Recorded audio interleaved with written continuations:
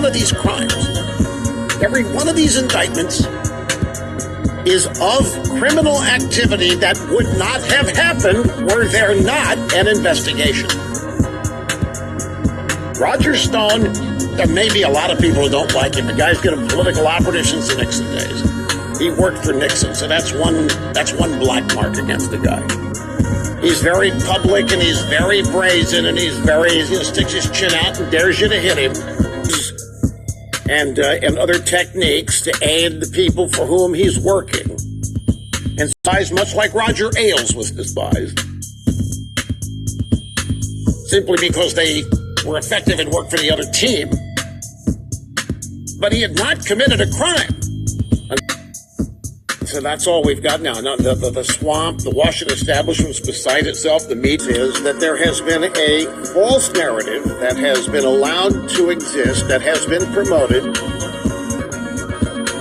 And I'm at my wit's end as to how to deal with this. It's not the kind of thing that, growing up, I mean, you read novels and you see movies about this kind of espionage. But when you really think about it, this is not the kind of injustice that actually happens in the United States. We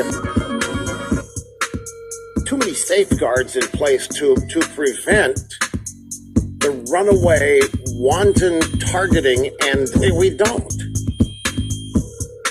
And it is the whole thing. I just want you to listen to the first couple of sentences here from the American people in the last poll I saw. American people actually think that this Russian collusion business means that votes were tampered with. The Russians actually somehow manipulated votes and did affect the outcome of the election. That's what Russian meddling or collusion has come to mean after 2 years of never-ending news stories in nature. There are people, the people who ought to be tried, accused and charged and tried, are the people running this investigation. People in the orbit of Hillary Clinton while she was Secretary of State, Barack Obama while he was president, and Hillary Clinton's campaign committee. So the American people in the last poll I saw late last year, 42% of the American people actually think that this Russian collusion business means that votes were tampered with.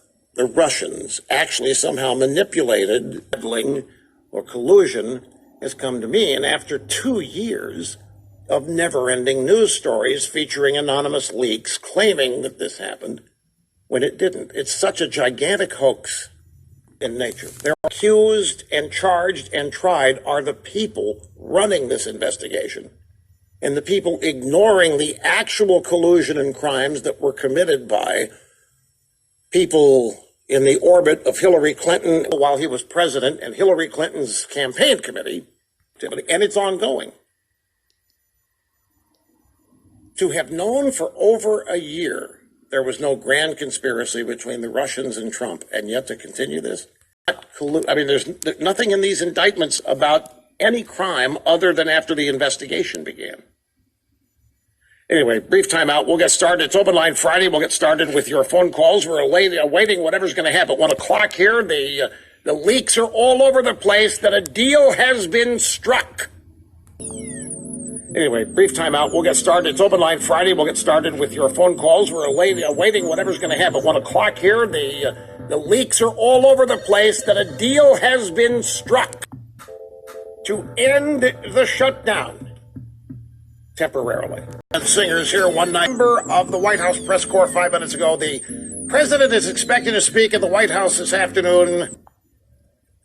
Drive-by media is unclear what the president will say. That basically speaking, I see the ongoing effort here to put the Democrats on the spot. If I had to guess, that's what this is. It's an ongoing effort to try to illustrate, look, we've done everything. We've offered legislation to pay the air traffic. There's going to be some kind of a mechanism here that would quote unquote reopen the government. What it really is going to do is pay these people, but it's not going to be permanent.